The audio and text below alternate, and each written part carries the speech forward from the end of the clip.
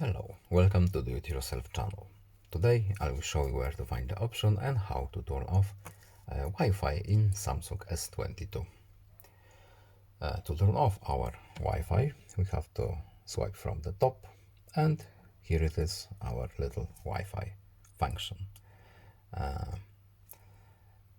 If we previously have our phone connected to the network, by enabling this option here, our phone should be connected.